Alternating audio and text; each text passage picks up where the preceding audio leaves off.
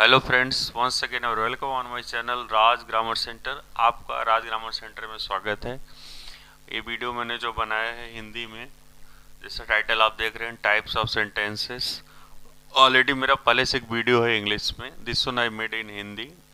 कुछ लोगों ने डिमांड किया था इसको हिंदी में बनाइए, तो इसलिए मैंने इसको हिंदी में बनाने का डिसाइड किया। आगे देखिए, और पहले मैं स्टार्ट करूं टॉपिक, उसके पहले अगर आपने मेरा चैनल सब्सक्राइब नहीं किया है, please subscribe Raj grammar centre, like the video और शेयर करिए अपने फ्रेंड्स लोग के साथ, जिससे कि बाकी सबको फ्री में नॉलेज मिल सके। ये ऐसा चैनल है जहाँ पे आपको फ्री में सब नॉलेज दिया जाता है। सेंटेंसेस का जहाँ तक सवाल है, पहले सेंटेंस होता क्या है वो आपके दिमाग में वो बात आनी चाहिए। इस सेंटेंस का मतलब क्या है? देखिए आपके स्क्रीन पे डेफिनेशन आ रहा है। ये सेंटेंस इज व्हाट?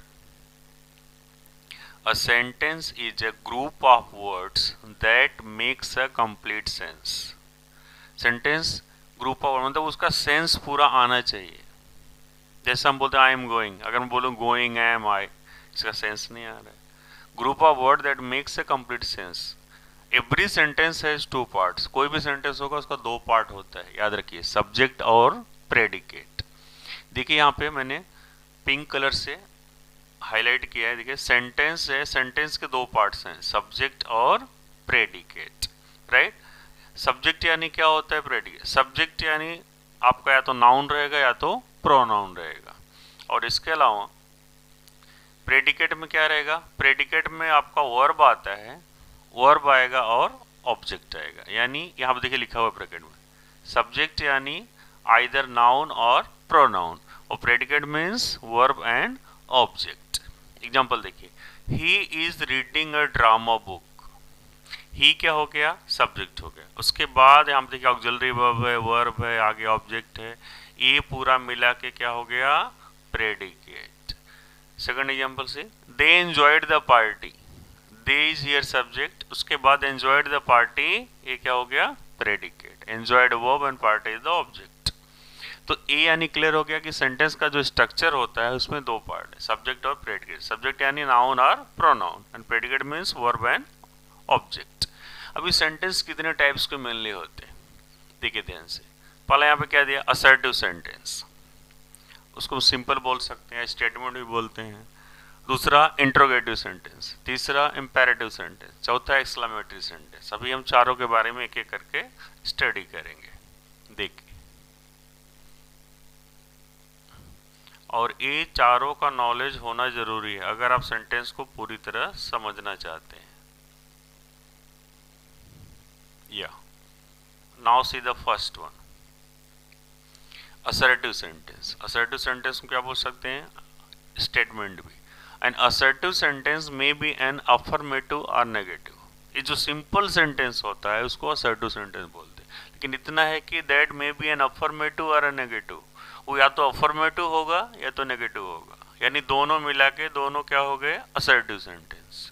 अब डिपेंड करता है कि सेंटेंस आपको कौन सा दिया है, अफर्मेटिव है कि नेगेटिव है। अगर कहीं हम डिवाइड करके बात करेंगे तो आपके दिमाग में आना चाहिए अफर्मेटिव है कि नेगेटिव, आपको पता लगाना पड़ेगा। लेकिन नॉर्मल वे से दोनों कंबाइंड बोलेंगे तो क्या हो जाएगा? That is the assertive sentence. Now see what is written here. Affirmative sentence होता क्या है?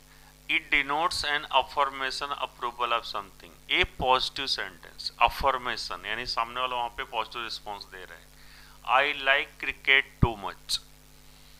सी आई लाइक, और बाकी आपको देखिए फॉर्मूला मैंने दिया है। अफर्मेटिव सेंटेंस आप फ्रेमिंग का सिस्टम क्या होता है? सबसे पहला क्या आना चाहिए? सब्जेक्ट। सब्जेक्ट के बाद ऑक्सिलरी वर्ब, फिर वर्ब, फिर ऑब्जेक्ट।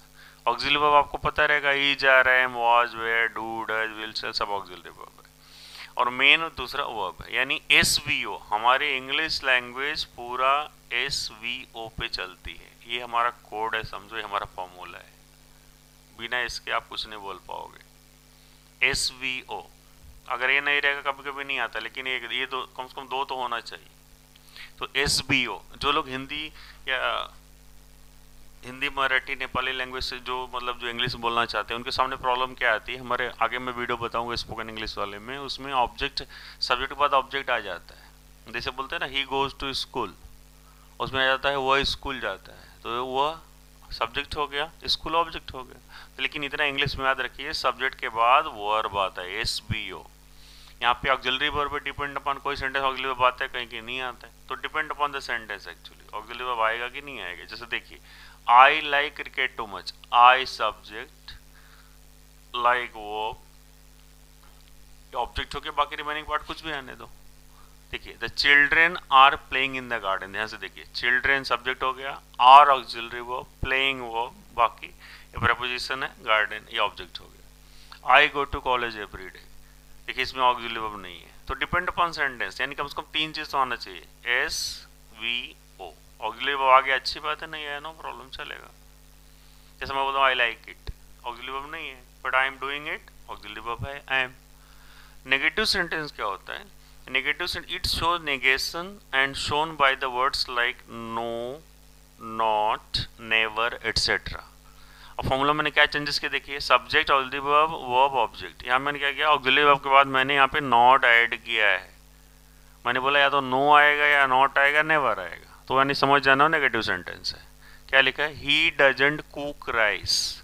देखिए नॉट वर्ड यूज किया, ये क्या दिया है, it shows negation shown by the words like, ये पॉजिटिव सेंटेंस है, negative. They never help me, देखिए नेवर भी क्या है, नेगेटिव सेंटेंस में आता है। अगर नेवर आए तो नॉट नहीं आएगा, याद रखना, दोनों साथ में मत यूज करना गलती से। I don't waste my time, ये आप देखिए नेगेटिव, डोंट वर्ड आया, तो ए असर्टिव सेंटेंस का मतलब क्या हो गया, अभी आप क्लियर हो गया। It may be an affirmative और नेगेटिव, या तो अफर्मेटिव होगा या तो नेगेटिव होगा, राइट, और दोनों कंबाइंड मिला के दैट इज द असर्टिव। तो ए SVO, ए फार्मूला याद रखना, नेगेटिव वाले में नॉट ऐड कर देना आप। उसके बाद या now see the next type, that is the interrogative. देखिए इंट्रोगेटिव सेंटेंस, इंट्रोगेटिव सेंटेंस का मतलब ये याद रखना कि जहां पे आदमी क्वेश्चन पूछता है। A sentence that asks question is called an interrogative sentence. It always ends with a question mark. ध्यान से देखिए, a sentence that asks question, जो सेंटेंस में क्वेश्चन पूछते हैं, that is called the interrogative sentence। और इसका आप आइडेंटिफाई कैसा करोगे, लास्ट में क्वेश्चन मार्क होना चाहिए। अगर यहाँ पे क्वेश्चन मार्क रहेगा तभी आप आइडेंटिफाई कर पाओगे, ये लास्ट में क्वेश्चन मार्क आना चाहिए जब भी आप सेंटेंस फ्रेम कर रहे हो। और इंट्रोगेटिव सेंटेंस जो होता है वो मेनली 2 टाइप का होता है, लेकिन जब हम फ्रेम करते हैं ना वहाँ पे कोई पूछता नहीं, लेकिन आपको समझने के लिए याद रखना पड़ेगा। यस नो क्या होता है, WH क्या होता है। यस नो मतलब क्या होता है, जहाँ पे देखिए सबसे पहला क्या आना चाहिए, ऑक्सिलरी वर्ब, हेल्पिंग वर्ब, और हिंदी में बोलते हैं ना सहायक क्रिया। Auxiliary verb, helping verb starting में आना चाहिए, उसके बाद सब्जेक्ट, वर्ब, ऑब्जेक्ट। अभी जो पहला वाला मैंने बताया था आपको, उसमें देखिए क्या फॉर्मूला दिया था, SVO बराबर। इसमें क्या हमने क्या किया, ए जहां उसमें सब्जेक्ट पहला था, इसमें सबसे पहला क्या आ जाएगा, ऑक्सिलरी वर्ब, लास्ट में क्वेश्चन मार्क तो आना ही चाहिए। Okay, they begin with auxiliary और हेल्पिंग वर्ब। हम यस नो क्यों बोलते हैं, क्योंकि सामने वाला आपका जवाब देगा यस या नो में। जैसे मैं किसी से पूछूं डू यू लाइक फ्रूट्स, कोई बड़ा आंसर देगा नहीं, क्या बोलेगा, यस और नो। अगर बोलो why do you like fruits, लंबा चौड़ा आंसर आ जाएगा। इतना याद रखिए, यानी स्टार्टिंग में ऑक्सिलरी वर्ब आ गया तो सामने वाला बंदा आपको रिप्लाई देगा खाली यस और नो में। और अगर आगे WH वर्ड आ गया तो वहां पे आपको लॉन्ग आंसर एक्सपेक्ट करेंगे आप। क्या लिखा देखिए, do you like fruits, see the do is what here, a do auxiliary verb है। Will you lend me a helping hand, see will auxiliary verb. देखिए had they completed the task, had auxiliary verb. देखिए do you like fruits, do auxiliary verb हो गया, you subject हो गया, like verb हो गया, fruits object हो गया। तो आपको याद खाली इतना रखना है कि ऑक्सिलरी वर्ब स्टार्टिंग में आना चाहिए। और WH वाले में they begin with the WH word, देखिए सेम फॉर्मूला है, खाली क्या करना है आपको, स्टार्टिंग में WH वर्ड ऐड कर दो बस। Auxiliary verb, subject, verb, object, everything is same. See if you compare with the upper one, now what difference is there, auxiliary verb के पहले हमने क्या यूज किया, WH वर्ड। देखो what are you doing in the garden, यहाँ पे मैं किसी से क्वेश्चन पूछा तो लंबा आंसर मिलेगा, what are you doing in the garden. अब मैं पूछूं are you in the garden, yes और नो। लेकिन यहाँ पे देखिए are auxiliary verb, did, do, तीनों के पहला हमने WH वर्ड यूज किया है। What are you doing in the garden, why did you call me in the party, where do you live in India. Right. तो क्वेश्चन मार्क याद रखिए, yes no में सबसे पहला ऑक्सिलरी वर्ब और WH वाले में सबसे पहला WH वर्ड आएगा, उसके बाद ऑक्सिलरी वर्ब। तो इंटरोगेटिव सेंटेंस क्लियर हो गया। अब असर्टिव में क्या याद रखेंगे, SVO। इंटरोगेटिव में एस के पहला ऑक्सिलरी वर्ब आना चाहिए, और सिंपल वाले में असर्टिव में एस के बाद ऑक्सिलरी वर्ब आता है, और इसमें क्या करना है आपको, ऑक्सिलरी वर्ब को उठा के पहले रख दो, बस बन गया interrogative. Now see the third type. Third type जो है आपका इम्पेरेटिव। इम्पेरेटिव सेंटेंस में क्या है, इम्पेरेटिव का मतलब क्या होता है, देखिए जहां पे हम ऑर्डर देते हैं, कमांड देते हैं, किसी की रिक्वेस्ट करते हैं। See on the screen, a sentence that expresses a command. हम किसी को कमांड दे रहे हैं, किसी का रिक्वेस्ट कर रहे हैं, एडवाइस सलाह देना, डिजायर आपका कोई चाहत है, और instruction we are commanding, is called an imperative sentence. देखिए, मे गॉड ब्लेस यू, यहाँ पे हमने क्या किया, विश किया, किसी के पास किसी का जैसे मतलब किसी को आशीर्वाद दीजिए, भला किया हमने, जैसे मे गॉड ब्लेस यू। तो यहाँ पे क्या हो गया, यहाँ पे कौन सा ब्रैकेट मैंने क्या लिखा है, here I have written the wish here. Okay, we are wishing, just शुभकामना देना किसी को, विश करना, may God bless you. Please give me a glass of water, यहाँ पे कौन सी फीलिंग आ रही है, रिक्वेस्ट टाइप आ रहा है। गेट आउट फ्रॉम हियर, यहाँ पे देखिए हमने क्या किया, किसी को ऑर्डर दिया है, गेट आउट फ्रॉम हियर। आगे, work hard to get success in life, वो यहाँ पे है क्या है, यहाँ पे एडवाइस है, you have to do hard work. Last वाला, don't disturb the class, here is what, command and order. अगर पेपर में स्टूडेंट्स लिख रहे हैं, वहाँ पे पूछा गया कि आप कौन सा उसमें क्या, व्हाट इज रिटन हियर, क्या एक्सप्रेस कर रहे हैं, व्हाट इज दैट एक्सप्रेसिंग, आप कमांड लिखो या ऑर्डर लिखो, दोनों में चल जाएगा इससे, क्योंकि कुछ कुछ सेंटेंस ऐसे हैं जहाँ पे कमांड ऑर्डर दोनों नजर आता है। तो इम्पेरेटिव सेंटेंस मतलब खाली इतना याद रखिए जहाँ पे हम ऑर्डर दे रहे हैं। यहाँ पे एक सेंटेंस मैं टाइपिंग नहीं कर पाया, अगर लेट से सेंटेंस स्टार्ट होता है, समझ जाना वो भी इम्पेरेटिव है। जैसा होता है, आप सुनिए ध्यान से, आप लिख भी सकते हैं अगर आप नोटबुक में लिखेंगे तो, लेट मी गो आउट। देखिए मैं बता रहा हूँ, ये टाइपिंग मैं नहीं कर पाया इसलिए प्रॉब्लम है। देखिए जैसे यहाँ पे लिखा, देखिए लेट मी गो आउट। आप खाली इतना याद रखना, अगर जहाँ पे लेट स्टार्टिंग में आ गया, समझ जाना that is also imperative, that thing you only keep your mind.